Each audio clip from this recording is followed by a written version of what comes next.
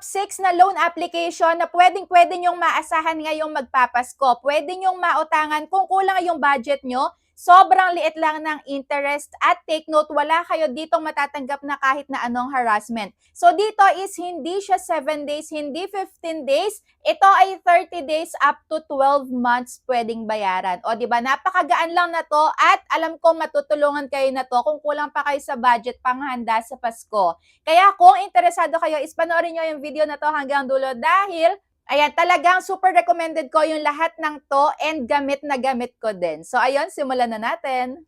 So meron nga din sa akin mga nagtatanong, ayan, nag-PPM, ano daw ba yung pwede nilang mautangan ngayong magpapasko or ngayong malapit na ang Christmas season nga talaga. So malapit na din ang New Year, kaya kung kulang kayo sa budget, ayan, kung alam nyo kakapusin kayo, pwedeng-pwede nga itong utangan. So syempre, bago yon is i-share ko muna sa inyo ang aking asahin na wooden stand fan. Lagi ko tong fine-flex sa inyo dahil sobrang ganda. So ganito siya kalaki.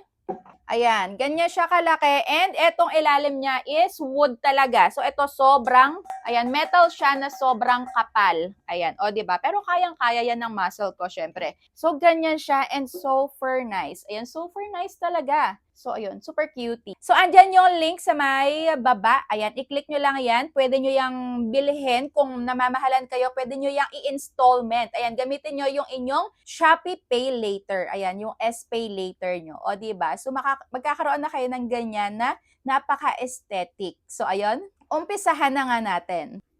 So, uunahin ko na nga dito, syempre, yung eto'y pinakaunang-una kong OLA, loan application.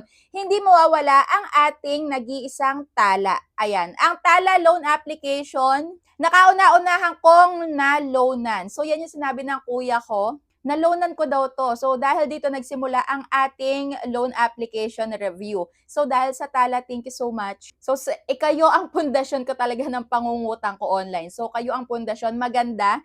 Kaya nagtuloy-tuloy. Napunta ako sa ibang mga loan apps na yung iba talaga is hindi okay. So, buti na lang dito maganda. Alam ko kung ano yung tamang way ng paniningil ng mga agent. Kung gaano kataas lang ba dapat yung interest at kung gaano ba kalaki yung tinatanggal. So, dito sa tala, number 1, unang-unang loan application ko na na-try. So, syempre, hindi yan mawawala. So, dito nga sa may tala, ayan, pwede ka nilang pautangin ng 1,000 up to 25,000 pesos. And ayan, take note, pwede mo siyang buong matanggap pagka sa may Maya mo siya i-disburse. Kung may Maya account ka, pwede mo diyang matanggap ng buo. So, yun yung ginagamit ko na pang-disburse. Pero pagka sa may GCash, ayan, meron na siyang bawas. So, kung gusto nyo ng buo, pwedeng-pwede nyong i-disburse dyan sa may Maya app nyo. And dito kung makikita nyo, meron pa din silang earn na 200 pesos kapag kayo ay magre-refer ng sariling link. Basta lahat ng may loan application ng tala, lahat kayo may link. Lahat tayo may link. Kaya pagka may lumapit sa inyo nangungutang, ayan, ibigay nyo yung link nyo ng tala. So pagka nakapag-loan sila ng first time at nakapagbayad sila, may makukuha kang 200 pesos. At pagka may loan ka sa tala at meron kang nakuhang referral bonus or galing doon sa may link mo, ibabawas nila yon sa existing na loan mo. O ganun sila kabongga, napaka-generous ng tala. Kaya ayun, tala, baka naman. Ayan, super nice talaga and super recommended. So yung binayaran ko is 6,599. So ayan, meron siya effective interest rate na 6%. So depende tong daily interest rate pala. So meron silang daily interest na kung kailan mo lang ginamit yung loan mo na yon na amount is hanggang doon lang tatakbo yung daily interest. Dito pwede mo siyang bayaran ng up to 61 days. Dati is isang buwan lang siya. So nag-extend. Kaya napakaganda talaga ng tala. Meron nga pala tong processing fee na 3.99%.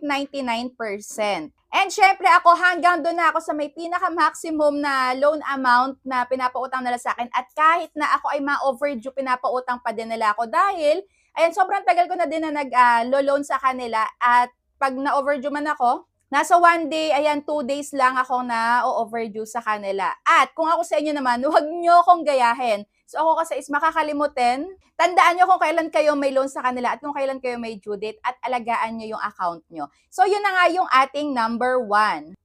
At ang pangalawa na nga natin ay syempre, ang Kasya Law. At nitong year talaga, napakabilis niyang mag-approve. At dito meron siyang daily interest rate na 0.2%, may effective daily interest na 0.5%, At ang effective na monthly interest ay 15%. At buo mo nga pala tong matatanggap. So, ito nga yung sample na loan ko sa MyCashalo or Cashalo. So, ayan, 5,000 pesos, buo mo siyang matatanggap. Wala siyang processing fee. Pero, meron nga tong insurance na premium fee, which is 172 pesos. At may interest siya na 341.35. May service fee na 512, kaya ang pinakakabuoan na babayaran ko is 6,025.38 at sa loob to ng 33 days, 1 month mahigit. O diba? So not bad na talaga, maire-recommend talaga siya. And ngayong year nga is nag-update sila. So kung mapapansin nyo, na iba na yung pinaka-loob ng application nila. Ayan, mas pinasimple, mas pinadali yung paglo-loan. So, the same pa din, mabilis pa din silang mag-disburse. So, dito naman, mabilis lang din yung pag-a-apply. At kung ako sa inyo, alagaan nyo din yung account nyo dito dahil maaasahan din to. Same day, matatanggap mo yung ilo-loan mo sa kanila. So, ayun, ang pang top 3 natin ay walang iba kundi ang S-Loan. So, ito makikita to sa loob ng Shopee application. Hindi siya standalone app. Hindi mo siya madadownload sa may Play Store or App Store ng S-Loan. So, pag sinearch mo yan dyan sa Play Store at App Store, walang lalabas dyan.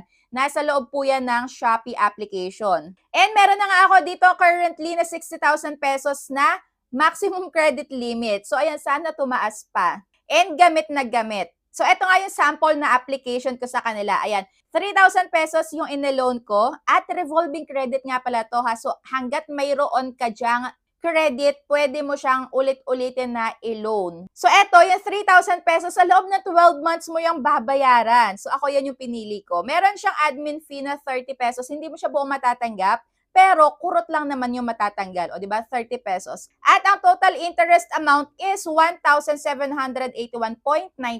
Mataas yan, syempre. Dahil 12 months ko siyang kinuha, pero kung 3 months mo lang siyang kukuhanin, mas maliit ang magiging interest. So, ayan, ang monthly interest rate lang ay 4.95%. Kaya talagang napaka okay din ako dito. So, yung total processing fee, wala siya. Monthly processing fee, wala siya.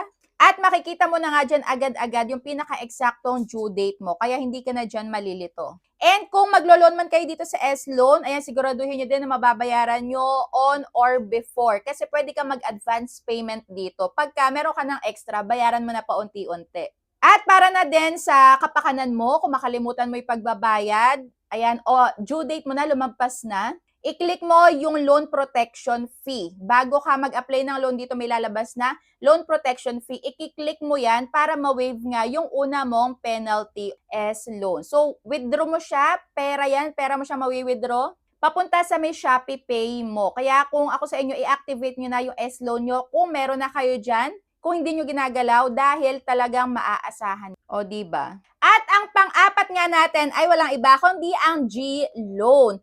So, eto, nagtataka ako kasi ako, ang dalas kong gamitin to, pero na-stuck ako sa may 5,000 pesos. Yung una nila binaloan sa akin, 7,000. Ang pangalawa is 5,000. Dahil nga, bakit bumaba? Kasi na-late nga ako dito ng pagbabayad. Ayan. Meron ako dito na overdue.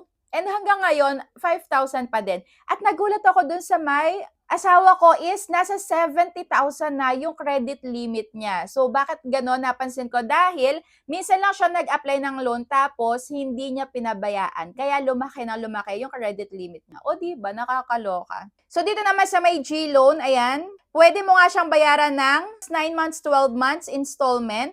Pero ako pagka nag-a-apply ako ng loan dito is nag-o-automatic na 9 months lang. Pero still, 'di ba, talagang installment siya, hindi siya 7 days at maaasahan mo din. Syempre, pag winidraw mo to is papunta sa may GCash wallet mo 'yan. So, eto nga is mayroong 3.99% na interest rate. So, under din to ng Fuse Financing. Kaya kung ako sa inyo is huwag kayong magpapalit dito ng paghuhulog. And if ever man nga na malate pala kayo is o-auto-deduct nila yan. Pagka meron namang eksakto naman yung laman ng inyong wallet para hindi nga kayo ma-late penalty or ma-overdue magkaroon kayo ng another fee, ikakaltas na nila yan. Basta meron kang laman sa may GCash wallet mo.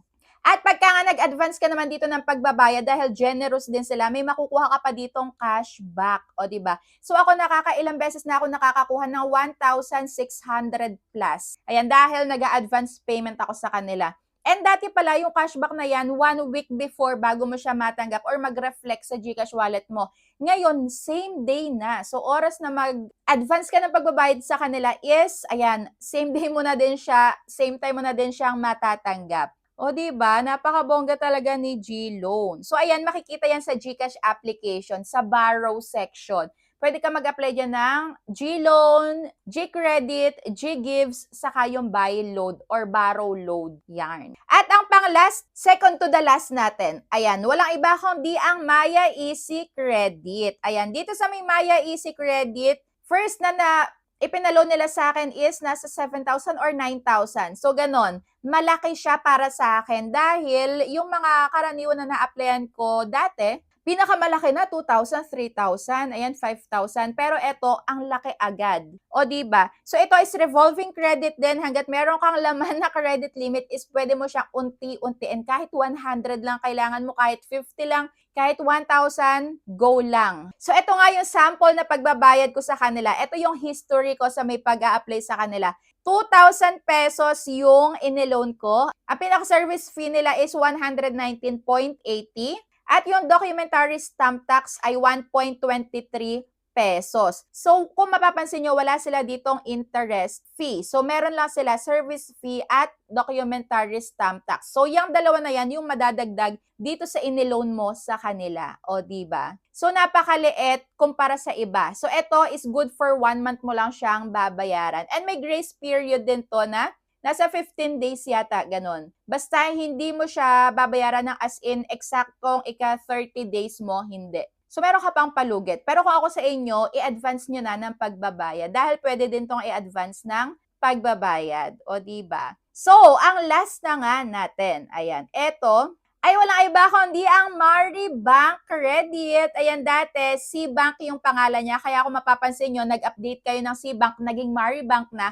Yun ay dahil nag-rebrand sila. So, into Maribank na. Dito sa Maribank, ayan, nagawa ko na din to ng video up to 100,000 yung pwede mong i-loan dito. So, ayan, i-update nyo lang na i-update. Gamitin nyo yung features ng Maribank. Ayan, baka ma-aprubahan na kayo agad or ma-offeran na kayo agad. So dito, para mas ma-offeran kayo is maglagay kayo ng pera. Ayan, mag-invest kayo dyan sa may Maribank wallet nyo, tapos magkakaroon ng interest yan. Tutubo ng tutubo yung pera nyo. Parang nag-iipon lang kayo sa alkansya na Maribank ang pangalan. So, ayun. So, ito nga pala ay may fixed monthly add-on interest rate na 2.95% at zero processing fees. Ayan, wala na ditong masyadong madaming hahanapin, pero meron nga ditong secondary contact. Ayan, bali dalawang contact references at ayun, pwede ka na nila ma-offeran ng ganyan. Ayan, unang loan pa lang. Ayan ha, unang try, eto na agad yung inaprubahan na credit limit, 30,000 pesos agad-agad. Di ba napakabongga? At pwede mo din itong bayaran ng 3 months, 6 months, at 12 months. Napakabongga talaga nitong si Maribank. Kaya kung ako sa inyo, ayan,